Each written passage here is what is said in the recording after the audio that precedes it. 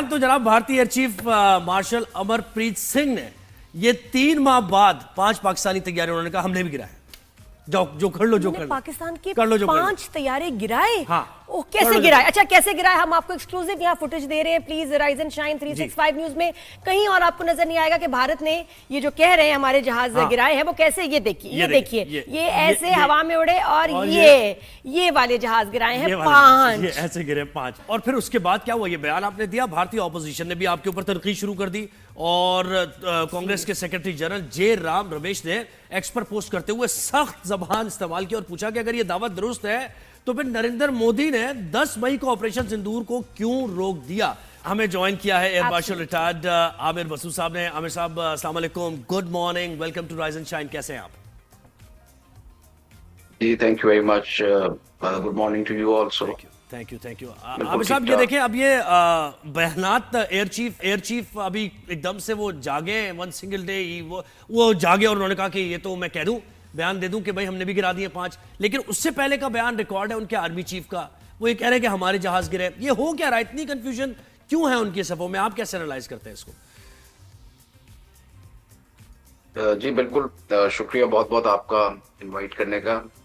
पहले तो मैं ये समझता था कि एपी सिंह साहब जो चीफ हैं इंडियन के, ये बड़े बैलेंस्ड और मैच्योर किस्म की शख्सियत है, बिकॉज इन्होंने बयान एक इससे पहले इन्होंने भी दिया था सिंदूर के बाद, जिसमें इन्होंने बड़ी क्लियरली ये चीज़ कही थी कि बहुत सारे प्रोजेक्ट्स हमारे ऐसे हैं जो कंप्लीट नहीं हो सके बिकॉज ऑफ के पॉलिटिकल विल नहीं है और ब्यूरोक्रेटिक बीच में बहुत सारे हिंड्रेंसेस हैं।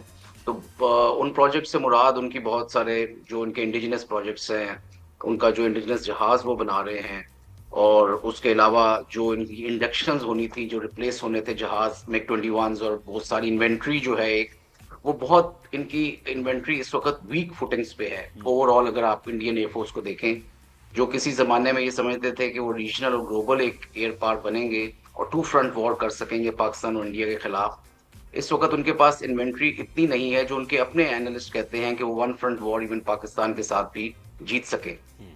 तो ये बयान उन्होंने कुछ अरसे बाद सिंदूर के 9th और 10th के अबाउट 2 और 3 डेज आफ्टर वो उन्होंने बड़े क्लियरली दी।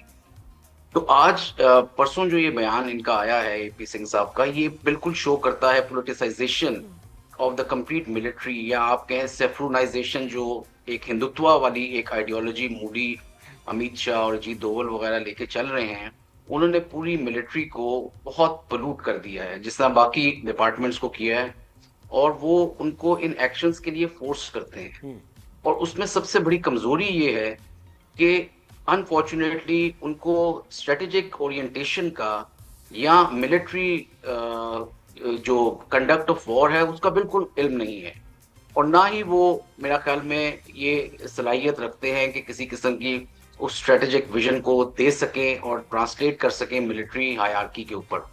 और ख़ास तौर पे इन्होंने इस चीज़ का जिक्र किया एपी सिंह साहब ने कि हमें मिलिट्री का जो डायरेक्शन था पॉलिटिकल लीडरशिप की तरफ से, तो बहुत क्लियर था।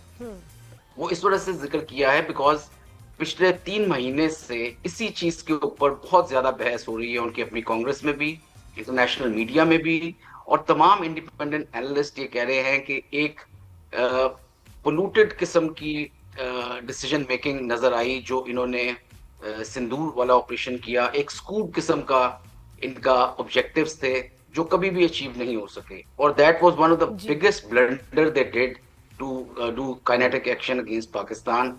और उसमें फिर आपको देखा कि वेरियस किस्म के बयानात आए जिसने अच्छा सर, ये बताएं, अब ये एयर चीफ ने बयान दिया है, जब ऐसी कोई स्टेटमेंट दी जाए तो उसमें कोई ना कोई होता है ना, विटनेस हो या कोई आपके प्रूफ हो, उसमें आपके ये अच्छा, फिर उसके बाद डिटेल्स कीजिए, एयरक्राफ्ट कौन से गिराए, रैकेज कहाँ है, कोई ऐसी इन्होंने आपको कोई डिटेल बयान में दी है वैसे दुनिया को, या नहीं? आपने कुछ सुना जो हमने मिस कर दिया?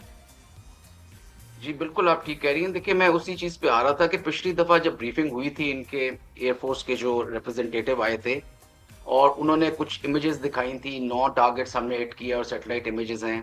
इस दफा तो इन्होंने जितनी भी क्लेम्स किए हैं कि 6 जहाज मार दिए, S-400 ने जहाज गिराए, उनमें F-16 शामिल थे, किसी किस्म का कोई प्रूफ, किसी किस्म की कोई सैटेलाइट इमेजरी या कोई वेरिफिकेशन नहीं है। ये उसी तरह का है जिस तरह पहलगाम का इन्होंने कोई अभी तक प्रूफ नहीं दिया।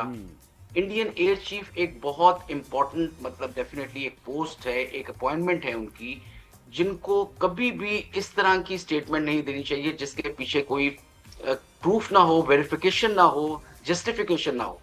सही। और मैंने आपको जिस तरह कहा कि बिल्कुल पोलिटिसाइजेशन हुई हुई है उनकी, जो उन्होंने बयान दिया है, इनको फोर्स किया गया है। जिस तरह इनको फोर्स किया गया था पुलवामा करने पे और इनको एम्बेरसमेंट हुई, जिस तरह इनको फोर्स किया गया था सिंदूर ऑपरेशन करने पे और इन्हें एम्बेरसमेंट हुई, तो सर इस वक्त ये तो ये काफी डैमेजिंग नहीं है? आप कह रहे हैं पॉलिटिसाइज हो चुका है ये सारा मामला। वैसे तो मिलिट्री में बड़ी सख्त अकाउंटेबिलिटी होती है, पाकिस्तान में हमने देखा है। अब इंडिया में क्या सूरत हाल ये नहीं पता चल रहा। And the air chief can say no, yes, उनकी इतनी अथॉरिटी पावर होती है कि दे कैन से नो कि मैं और एक गलत तरफ झूठ मिलिट्री नहीं चीफ ये बोलूंगा। कह रहे हैं, जो कि रिकॉर्ड पर है, कि हमारे जहाज गिरे और हमारी टेक्निकल मिस्टेक थी ये, हमने उसको कवर अप। और दूसरी तरफ एयर चीफ अब ये कह रहे हैं, तो कोई अकाउंटेबिलिटी का भी कोई सिस्टम नहीं है। अब सिर्फ इतना पॉलिटिसाइज हो गया है मामला के एक बायपार्टिजन की सूरत है। अपनी पोजीशन और रैंक का ही कोई ख्याल और शर्म करनी चाहिए थी कि मैं क्या बोल रहा हूं, the air chief, but still सामने वाले के हैरान कुन बात। बिल्कुल ठीक जी। अनफॉर्चुनेटली अगर आपको याद हो कि पुलवामा में भी इन्होंने इतने फॉल्स और डूबियस किस्म के क्लेम्स किए थे, जिसमें उन्होंने कहा कि जी अभी, और उसके ऊपर मूवी भी बना रही है, कि उन्होंने पहले F-16 मारा अभिनंदन ने और उसके बाद जो है ना जहाज क्रैश हो गया। ये भी नहीं कहा कि पाकिस्तान, जब उनको मेडल दिया गया वीर चक्र, तो ये उसकी स्टेटमेंट थी कि पाकिस्तान का जहाज मारा F-16 और उसके बाद इनके जहाज में कोई खराबी आई और जहाज क्रैश हो गया और उन्होंने जेट किया। सो जो कौम हाईएस्ट लेवल पे, मतलब उनके प्रेसिडेंट ने दिया उनको वीर चक्र, और एक एम्बेरसमेंट थी जिसको इंटरनेशनल एनालिस्ट ने बार बार कहा। वो एनालिस्ट जो कि प्रो इंडियंस हैं, जिनमें क्रिस्टियन फेयर थी, उसने कहा जी I wished that they could have shot any F-16 of Pakistan but unfortunately they never did. तो वो इतना बड़ा झूठ अगर उस वक्त बोल सकते हैं, तो उनके लिए इस वक्त, मतलब जितनी बेइज्जती मेरा ख्याल में इस दफा हुई है, वो पुलवामा के मुकाबले में भी उनकी। लेकिन सर ये कितना बुरा है आपके जो यंग फाइटर पायलट्स हैं या ऑफिसर्स के मोराल के लिए। फौजी के पास बड़ी सेल्फ रिस्पेक्ट होती है भाई, एक रैंक की, अपने अचीवमेंट्स की एक सेल्फ रिस्पेक्ट होती है। जब उनको ये पता नजर आ रहा है कि उनके एयर चीफ झूठ बोल रहे हैं, दुनिया के सामने गलत बात कर रहे हैं, गलत मेडल पहनाया जा रहा है, झूठे सारी बातें हो रही है, उनका क्या क्या मोराल रह जाएगा और वो कैसे लड़ेंगे किसी जंग में?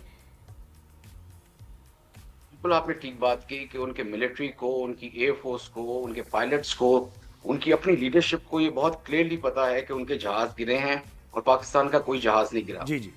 और ये इससे बड़ी एम्बैरेसमेंट उनके लिए क्या हो सकती है कि उनका ये करती है ना सर, ये पूरी फोर्स की जो है, जिन्होंने लड़ना है सारा आगे भी, उनका तो मोराल ही खत्म हो गया ना। और आप देखें वो फ्रेंच ऑफिशियल्स ने भी बाकायदा इसकी तस्दीक की है, फ्रेंच एजेंसीज इसकी तस्दीक कर चुकी है कि Rafale setting such a bad example for their juniors. अच्छा सर, एक और दो तीन चीजें, एक ख्वाजा आसिफ ने भी अभी एक उनका ट्वीट भी हम दिखा रहे थे, उन्होंने कहा कि भाई हम तैयार हैं, आप ओपन कोई भी तहकीकात करा लें कि किसने किसके जहाज मारे और क्या वाकया हुआ था, आप भी तैयार हो जाएं, लेकिन वो तैयार नहीं होते। अच्छा, दूसरी चीज, लाहौर में एक ड्रोन गिरा है, तो ये क्या इंडिकेट करता है कि भारत की तरफ से क्या कोशिश की जा रही है? आप क्या समझते हैं?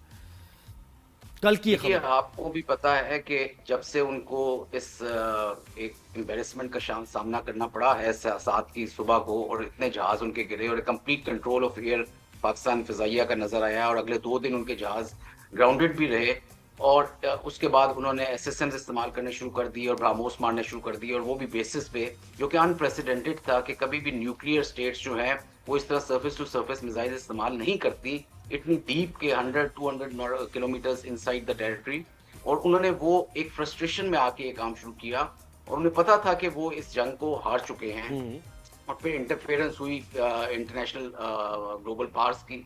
तो उसके बाद भी आज तक वो ये बयान देते हैं कि जी जो सिंदूर ऑपरेशन है वो जारी है, और सिंदूर अभी तक खत्म नहीं हुआ जब तक कि हम अपने अहदाफ हासिल नहीं कर देंगे, जो ये जाहिर करता है कि उनके जो ऑब्जेक्टिव्स थे वो अचीव नहीं कर सके, और उनको उसकी शिकस्त हुई, जो कि पहले भी हो चुकी है और इंशाल्लाह आने वाले दिनों में भी हो। जी, thank you so much for your time sir. ये बड़ी जी बहुत शुक्रिया, thank you for your time.